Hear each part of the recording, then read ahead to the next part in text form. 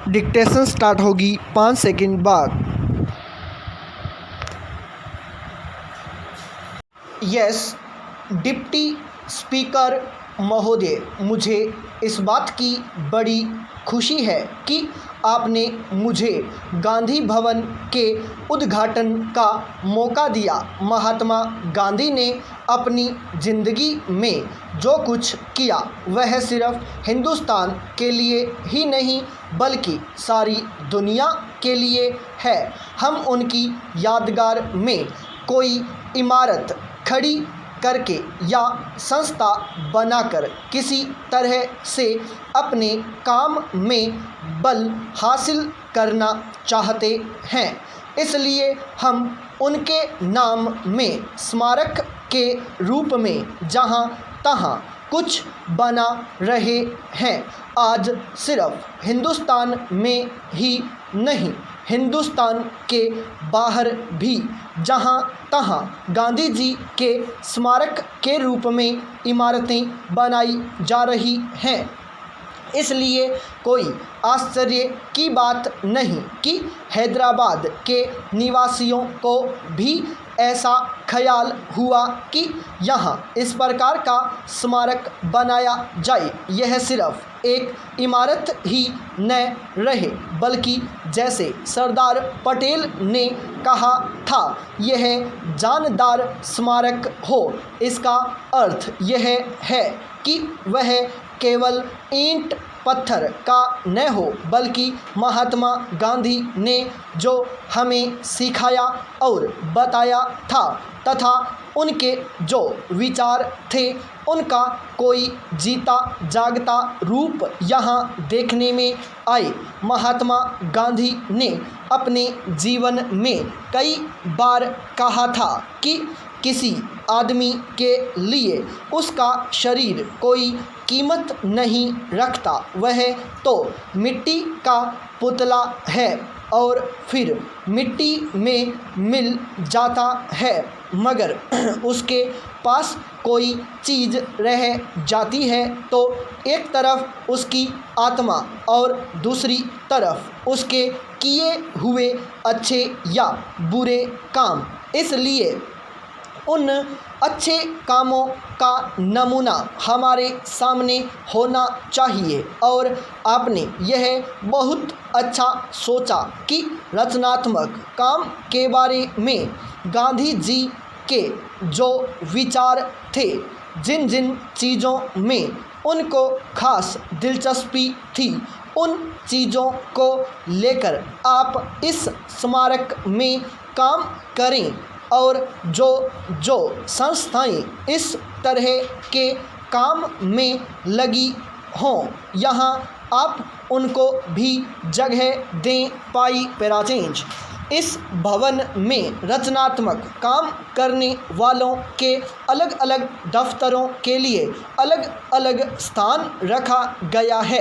मैं आशा करता हूं कि आपका काम दिन प्रतिदिन बढ़ेगा और गांधी जी का जो चित्र यहाँ बना रखा है उसकी ओर आपका ध्यान जाएगा।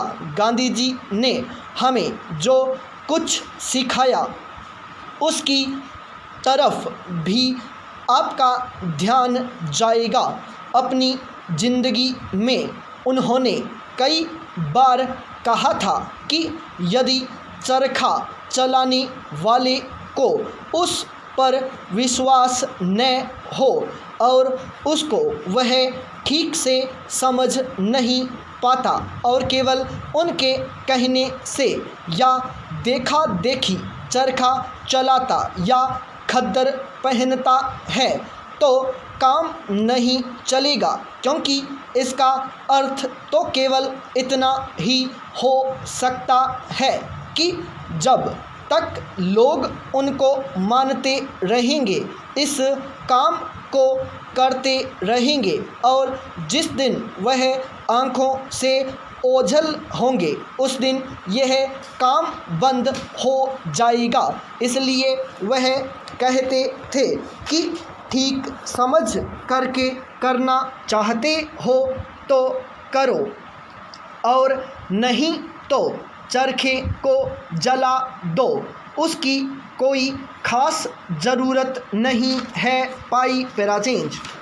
डिप्टी स्पीकर महोदय, उन्होंने अपनी आँखों के सामने समाज का एक ढांचा रखा था और वे चाहते थे कि समाज की पुनर्रचना उस नए ढांचे के अनुसार की जाए। अभी हम उस रास्ते पर नहीं चल सके हैं। मैं इस बात को दुख से मगर सच्चाई के साथ मानता हूँ कि समाज का जो रूप गांधी जी ने अपनी आँखों के सामने रखा था, हम उसके मुताबिक नहीं चल रहे हैं।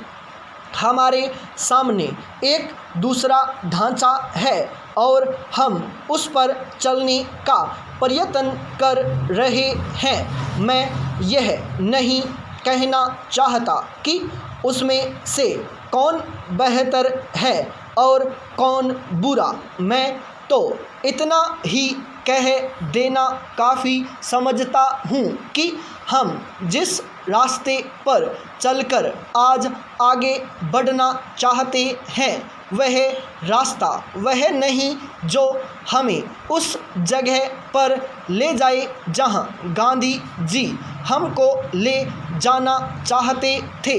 हम अगर उसके ठीक विपरीत रास्ते पर नहीं तो कम से कम कुछ अगल बगल या कुछ दूसरी तरफ तो ज़रूर जा रहे हैं। हो सकता है कि हमारी आँखें आहिस्ता आहिस्ता खुलें और फिर हम सीधे रास्ते पर आ जाएं।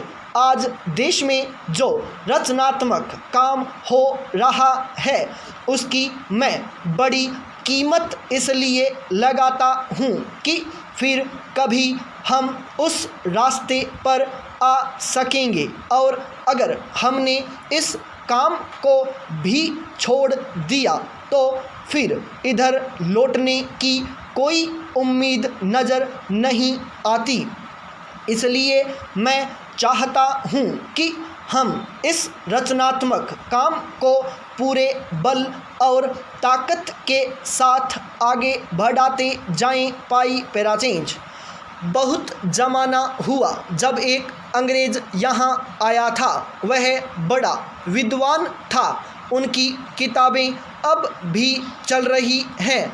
गांधी जी उस समय खादी और ग्रामोद्योग की बात चला रहे थे। आप जानते हैं कि पश्चिमी देशों में कोई भी चीज़ ऐसी नहीं जो बिना यंत्र के हो। वहाँ सब काम मशीनों के द्वारा किए जाते हैं। यहाँ तक कि मेज़ पर खाना परोसने का काम भी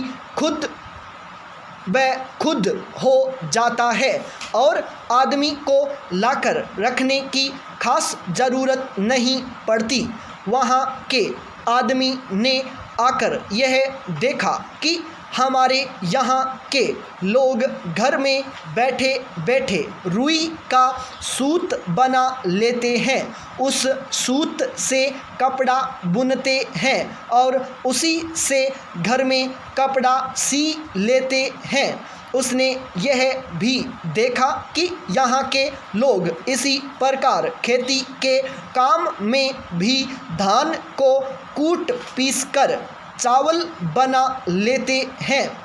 रोटी और तरह तरह की चीज़ें घर में ही बना लेते हैं और खा लेते हैं। हमारी इन सब चीज़ों को देखकर उसने कहा कि हम इन चीज़ों को अपने यहाँ कायम रखें। अगर पूरी तरह से नहीं तो कम से कम नमूने के तौर पर तो कायम रखें ही। एक दिन आएगा जब दुनिया सब मशीनों को छोड़ फिर इसी चक्की का उपयोग करेगी और इसी चरखे पर सूत कातेगी। यह बात मैंने 25-30 बरस पहले की कही है। पिछले 2500 वर्षों में साइंस की तरक्की हुई है और पिछले 10-15 वर्षों में तो बहुत ही हुई है।